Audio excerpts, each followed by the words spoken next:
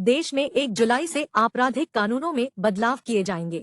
इस दौरान भारतीय दंड संहिता (आईपीसी) की जगह भारतीय नागरिक सुरक्षा संहिता, भारतीय न्याय संहिता और भारतीय साक्ष्य अधिनियम लागू किया जाएगा। भारत सरकार ने आज शनिवार को इस संबंध में एक अधिसूचना जारी की है। बता दें कि इन तीनों कानूनों को बीते साल 2023 में संसद से मंजूरी मिली थी और राष्ट्रपति द्रौपदी मुर्मू की तरफ से इन कानूनों को 25 दिसंबर को सहमति मिल गई थी। केंद्रीय गृह मंत्रालय द्वारा जारी अधिसूचना के अनुसार इन नए कानूनों के प्रावधान 1 जुलाई से लागू होंगे। ये पुराने भारतीय दंड संहिता (आईपीसी), आपराधिक प्रक्रिया संहिता और 1872 के भारतीय साक्ष्य अधिनियम की जगह लेंगे। इन तीनों कानूनों का उद्देश्य अलग अलग अपराधों और उनकी सजाओं की परिभाषा देकर देश में आपराधिक न्याय प्रणाली में पूरी तरह से बदलाव करना है।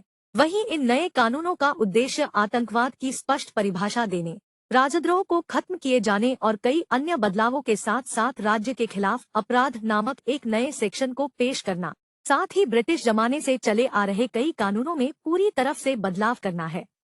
केंद्र सरकार की तरफ से इन तीनों कानून के संबंध में पिछले साल 2023 में संसद के मानसून सत्र के दौरान विधेयक पेश किया था। इसके बाद इसे गृह मामलों की संसद की स्थायी समिति के पास भी भेजा गया था।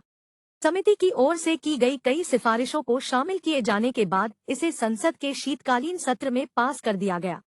भारतीय न्याय संहिता 2023, जो कि भारतीय दंड संहिता 1860 की जगह लेगा।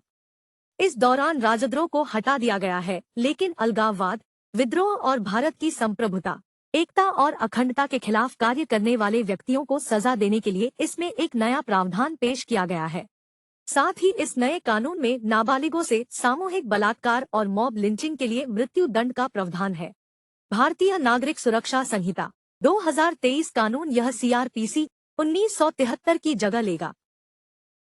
इस दौरान किसी भी मामलों के लिए जारी तय समय में जांच और सुनवाई और बहस पूरी होने के बाद 30 दिनों के अंदर फैसला देने का प्रावधान है।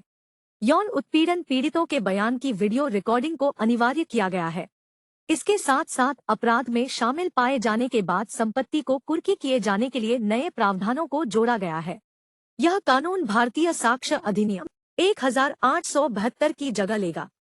कोर्ट में पेश और स्वीकार्य साक्ष्य में इलेक्ट्रॉनिक या digital record, email, server log, computer, smartphone, laptop, SMS, website, स्थानीय साक्ष्य, मेल, उपकरणों के मैसेज को शामिल किया गया है। केस डायरी, एफआईआर, आरोप पत्र और फैसले सहित सभी रिकॉर्ड का डिजिटलीकरण किया जाएगा। इलेक्ट्रॉनिक या डिजिटल रिकॉर्ड का कानूनी प्रभाव, वैधता और प्रवर्तनीयता कागजी रिकॉर्ड के समान ही होगा।